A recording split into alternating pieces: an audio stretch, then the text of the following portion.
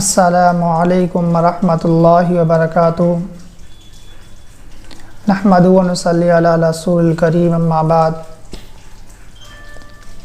ہم آپ حضرات کے سامنے اعتکاف کی فضیلت اور اس کے مسائل کے بارے میں کچھ بات کرنے کے لیے آئے ہیں۔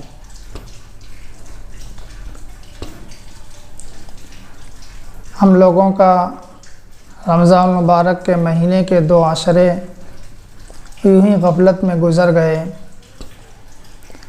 آخری عشرے کی بڑی فضیلت اللہ کے رسول صلی اللہ علیہ وسلم نے بیان فرمائی ہے۔ حدیث کے اندر آتا ہے، اللہ کے رسول نے فرمایا کہ رمضان المبارک میں ایک شب آتی ہے، یعنی رات آتی ہے، جسے شب قدر کہتے ہیں، اور وہ رات تمام مہینوں سے، 1000 مہینوں سے افضل ہے۔ اللہ کے رسول نے فرمایا، اس رات کو جو چاہتا ہو تو وہ رمضان کے اخیر عشرے میں طاق راتوں میں تلاش کرے۔ وہ ہیں 21، 23، 25، 27، 29، ان 5 راتوں میں تلاش کرے۔ اور رمضان مبارک کے اخیر عشرے کے اعتکاف کے بارے میں بھی اللہ کے رسول صلی اللہ علیہ وسلم نے بہت سی فضیلتیں بیان فرمائی۔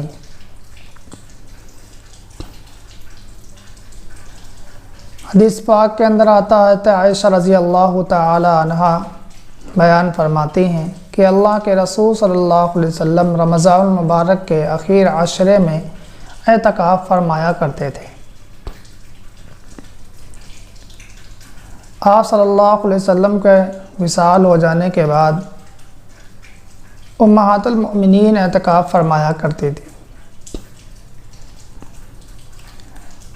ایک حدیث ہے عبداللہ بن عباس رضی اللہ تعالی عنہ سے مروی ہے کہ نبی کریم صلی اللہ علیہ وسلم نے اعتکاف کے بارے میں فرمایا کہ جو شخص اعتکاف بیٹھتا ہے وہ گناہ سے کنارہ کش ہو جاتا ہے، اور اس کے وہ تمام اعمال جو اعتکاف کے باہر کیا کرتا تھا، ان اعمالوں کو ثواب اللہ تبارک و تعالی ویسے ہی لکھتا ہے جیسا کہ وہ کرتا تھا۔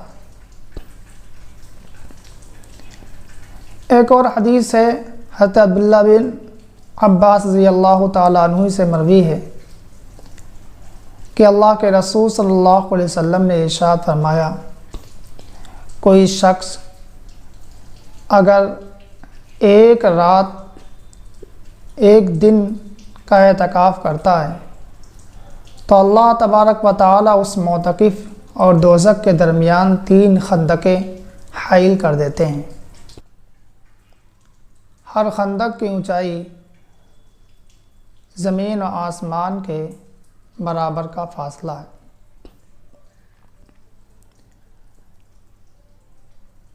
جب ایک دن کے اعتکاف کا یہ ثواب ہے تو پھر رمضان مبارک کے اخیر عشرے کا پورا کتنا ثواب ہوگا۔ اللہ کے رسول صلی اللہ علیہ وسلم نے فرمایا کہ جو شخص رمضان مبارک کے اخیر عشرے کا اعتکاف کرتا ہے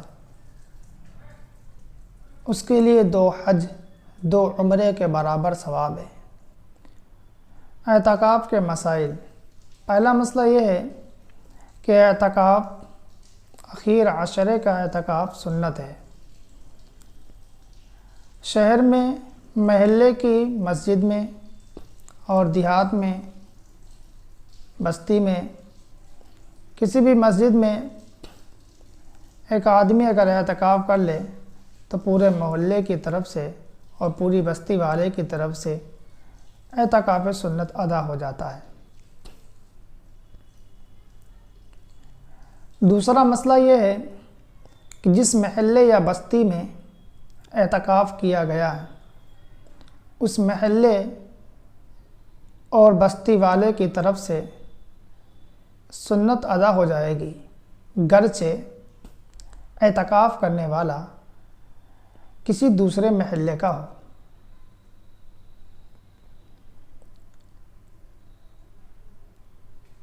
دوسرا مسئلہ یہ ہے کہ اخیر عشرے کی چند دن کا اعتکاف سنت نہیں ہے۔ مثلا کوئی شخص رمضان مبارک کے اخیر عشرے میں 1 دن 2 دن 4 دن 5 دن کا اگر اعتکاف کرے تو وہ اعتکاف سنت نہیں ہے۔ تیسرا مسئلہ یہ ہے کہ عورتیں اعتکاف کہاں کریں؟ تو عورتوں کا اعتکاف عورتیں اپنا اعتکاف اپنے گھروں میں ادا کریں۔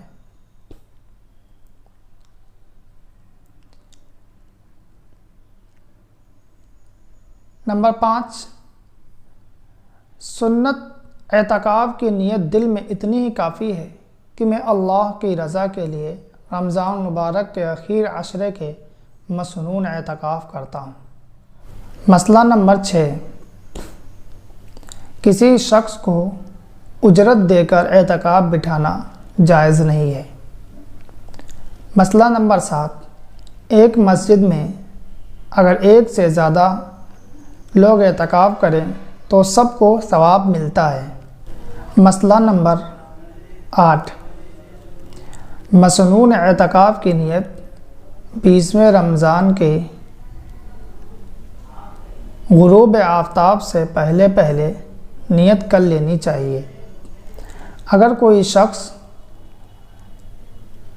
مسجد میں وقت پر داخل ہو گیا اور اعتکاف کی نیت کرنا بھول گیا، غروب آفتاب ہو گیا، اس کے بعد اگر نیت کرتا ہے تو اعتکاف سنت نہیں ہوتا ہے۔ مسئلہ نمبر 9، اعتکاف مسنون کے صحیح ہونے کے لیے چند چیزیں ضروری ہیں۔ نمبر 1، مسلمان ہونا۔ نمبر 2، عاقل ہونا۔ نمبر 3، اعتکاف کی نیت کرنا۔ نمبر 4، مردوں کو مسجد میں اور عورتوں کو گھر میں اعتکاف کرنا۔ نمبر 5، مرد اور عورت کا جنابت یعنی غسل واجب کر دینے والی حالت سے پاک ہو۔ یہ شرائط ہیں اعتکاف سے صحیح ہونے کی۔ اگر کوئی شخص جنابت کی حالت میں اعتکاف کرنے کے لیے پہنچ گیا اور نیت کر لی تو اس کا اعتکاف ہو جائے گا، لیکن یہ شخص گنہگار ہوگا۔ بس اتنی باتیں ہم کو بتانی تھی۔ اگر کوئی مسئلہ یا کوئی بات کسی کے ذہن میں ہو اور پوچھنا چاہتا ہے تو کمنٹ باکس میں وہ سوال کر سکتا ہے، اس کے سوال کا انشاءاللہ حل نکالا جائے گا۔